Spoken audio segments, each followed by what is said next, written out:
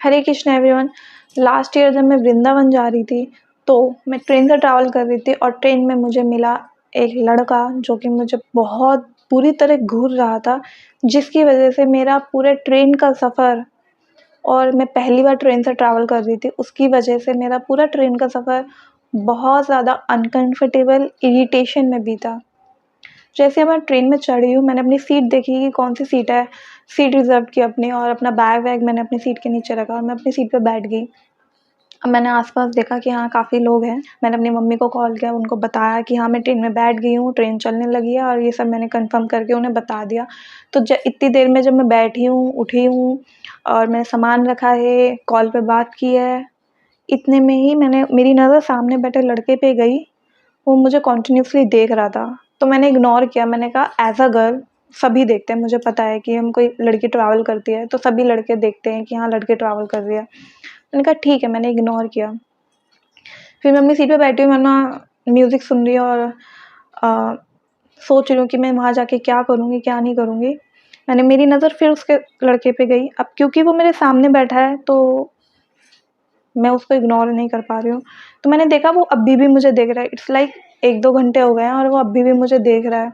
तो मैं थोड़ा अनकंफर्टेबल हुई और फिर मैंने अपने आप को देखा कि मेरे कपड़े तो सही हैं ना। मन में मैं सोच रही हूँ कि मेरे कपड़े तो ठीक हैं, तो मुझे ऐसे इतनी गंदी नज़र से क्यों देख रहा है? मैं बहुत ज़्यादा अनकंफर्टेबल फ़ील कर रही थी क्योंकि वो मुझे कंटिन्यूअसली देख रहा था।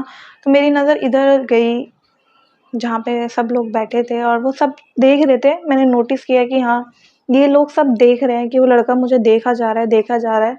वो उसको देख रहे हैं, वो मुझे देख रहे हैं, वो उसे देख रहे हैं, वो मुझे देख रहे हैं। मैं इतना अनकंफर्टेबल हो गई थी कि मुझे कुछ समझ ही नहीं आ रहा था मैं क्या करूँ, कि मैं इस सिचुएशन को कैसे डील करूँ? क्योंकि अगर मैंने घर पे बताया कि मेरे साथ ऐसा हो रहा है, तो मेरे घर वाले यही बोलेंगे कि तेरे को अकेले ट्रैवल करना ही नहीं चाहिए था, हम तेरे को मना कर रहे थे कि अकेले मत जा, लड़की है, ये हो जाएगा, वो हो जाएगा।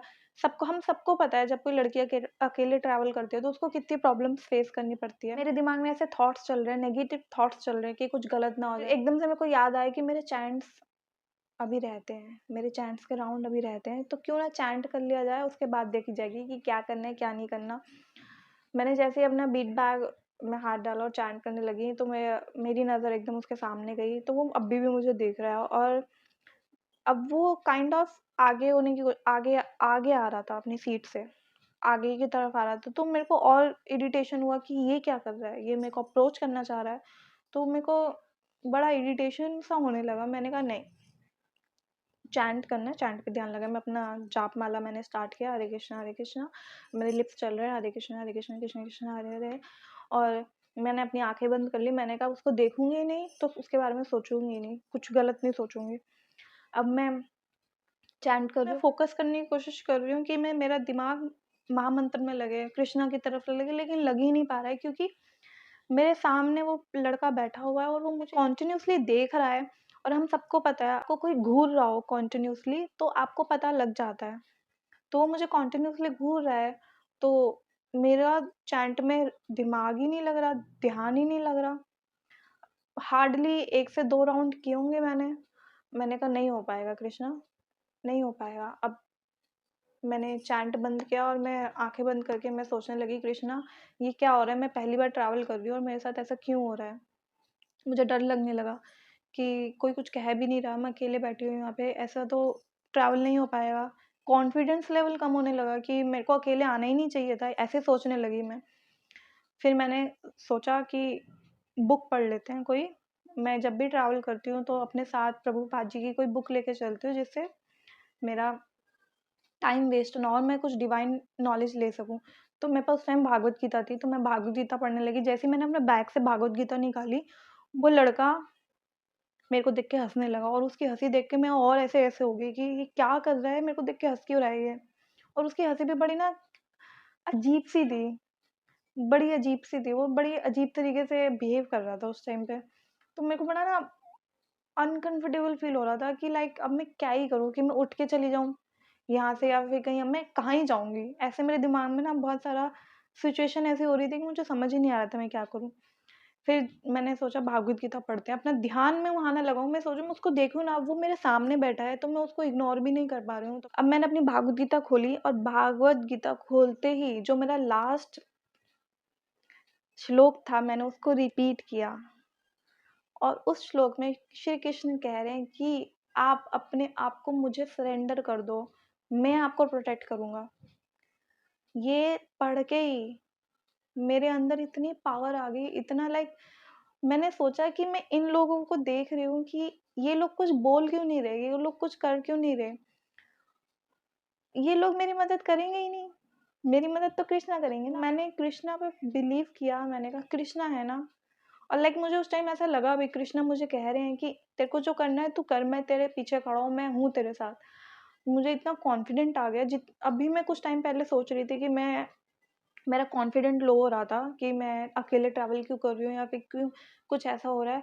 तो एकदम से वो श्लोक पढ़ते ही मेरे अंदर कॉन्फिडेंट लेवल डबल हो गया। अब जैसे ही मैंने वो श्लोक पढ़ा, अपनी भागवत गीता बंद की और मैंने उस सामने लड़के को देखा, वो अभी भी मुझे घूर ही रहा था और मैंने उसको इतना डाँटा, मैंने उसे इतना डाँटा कि आपके घर में मम्मी नहीं है, बहन नहीं है, आप उसको भी इनकी इतनी गंदी नज़रों से देखते हो। मैंने उसको इतना डाँटा, बहुत ज़्यादा डाँटा कि साथ वाले लोग भी देखने लगे कि क्या हो रहा है, क्यों हो रहा है? तो सब अब आके ना चुप कराने लगे कि हम इसको बताएँगे एंड ऑल। मैंने किसी की नहीं सुनी क्योंकि जब इतनी देर से कोई कुछ नहीं बोल रहा था तो अब उनका कोई राइट नहीं बनता बोलने का। मुझे उसकी शक्ल देख के ऐसा लग रहा था उसको गिल्ट भी फ़ील नहीं हो रहा है। मैंने उसको बहुत डाँटने के बाद अपने कान में लीड लगाई और अपने भजन सुनने लग गई। अब 1-2 मिनट बाद उसने मुझे अप्रोच करना चाहा। मैंने अपनी हेडफ़ोन्स निकाले और उसने मुझे देखा और कहा सॉरी। मैंने कहा सॉरी, आपकी वज़ह से मैं इतना अनकंफर्टेबल हो गई कि मुझे अपने आप पे डाउट होने लगा। मेरा कॉन्फिडेंस लेवल लो कर दिया और आप मुझे सॉरी बोल रहे हो? मैंने उसको बहुत डाँटा सॉरी बोलने के बाद भी और उसने मुझे रोका। कह रहा रुक जाओ, पहले मेरी पूरी बात सुन लो। मैंने कहा हाँ, बोलो। कह रहा मेरी कोई इंटेंशन नहीं थी कि मैं आपको गलत नज़र से देखूँ। मैं आपको इसलिए देख रहा था क्योंकि आप एक डिवोटी हो।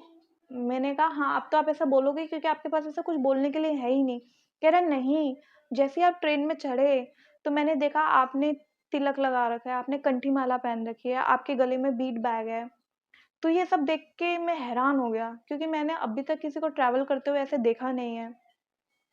और मैं खुद कृष्णा कॉन्शियसनेस में हूँ, मैं आगे बढ़ना चाहता हूँ, लेकिन मैं अभी भी इन सब चीज़ों से मुझे लगता है कि लोग क्या सोचेंगे अगर मैंने तिलक लगा लिया, कंठी माला पहन ली, तो लोग मुझे जज करेंगे। उसने मुझे बताया कि जैसे आप ट्रेन में चढ़े तो मैंने आपको देखा कि आपने तिलक लगा रखा है, आपने कंठी माला पहन रखी है, इसलिए मैं आपको देख रहा था। मेरी कोई गलत इंटेंशन नहीं थी, बस मैं ये जानना चाह रहा था कि आप तिलक क्यों लगाते हो, आप कंठी माला क्यों पहनते हो? क्योंकि मैं इस्कॉन जाता हूँ। तो मैंने वहाँ पे मुझे ऐसा कोई नहीं मिला जिनसे मैं ये सब पूछ पाऊँ, कोई मुझे बता पाए। तो आपको देखकर मुझे लगा कि मैं शायद आपसे बात करूँ और आप मुझे बता पाओ। तो मैंने सोचा मन-मन में ये क्या बोल रहा है, ये लड़का क्या बोल रहा है? ऐसे दिमाग में ना थॉट्स आने लग गए। उसने मुझे कहा कि मैं हँसा इसलिए था क्योंकि आप बहुत स्ट्रॉन्ग हो। मैंने कहा स्ट्रॉन्ग? कह रहा हाँ, क्योंकि एक तरफ से मैं सोच रहा था कि अगर मैं कभी ऐसे चलूँगा तो मेरे में तो इतनी हिम्मत ही नहीं है कि मैं बीट बैग में हाथ डाल के चैंट कर पाऊँगा या भागवत गीता पढ़ पाऊँगा। और आप तो ना इधर देखा आपने ना उधर देखा, आपने मस्त अपना बीट बैग में हाथ डाला और आप चैंट करने लगे और आप भागवत गीता भी इतना कूल होके पढ़ रहे थे। तो मेरे मन में बहुत सारे क्वेश्चंस हो कि मेरे से एक राउंड भी कंप्लीट नहीं हो पाता अच्छे से, मेरा दिमाग नहीं लग पाता और आप बहुत फोकस होकर चैंट कर रहे थे। और मैंने मन में सोचा नहीं, मैं फोकस होके नहीं कर रही थी। तो ये सब जब उसने मुझे बताया तो मेरे मन में बहुत गिल्ट आया कि मैंने बिना सोचे समझे इसको ऐसे क्यों डाँट दिया, मेरे को एटलीस्ट उससे बात करनी चाहिए थी। उसने मुझे कहा, अक्सर लड़कों को गलत समझ लिया जाता है। कुछ लड़कों की गलत हरकतों की वजह से, आदतों की वजह से, गलतियों की वजह से सब लड़कों का नाम खराब हो जाता है। मैं आपको पूरी तरह समझ रहा हूँ। आपने जैसा रिएक्ट किया बिल्कुल सही था, लेकिन ज़रूरी नहीं है कि सब लड़के गलत हों। ये सुनकर मैंने कहा राइट, आप सही कह रहे हो। फिर मैंने उससे सॉरी माँगी और मैंने कृष्णा से भी सॉरी माँगी कि कृष्णा, मैंने शायद गलती कर दी, बहुत जल्दबाजी में मैंने रिएक्ट कर दिया, मुझे उससे बात करनी चाहिए थी। तो मुझे बहुत गिल्ट फ़ील हुआ। तो ये थी मेरी फर्स्ट टाइम वृंदावन जाते हुए ट्रेन की जर्नी।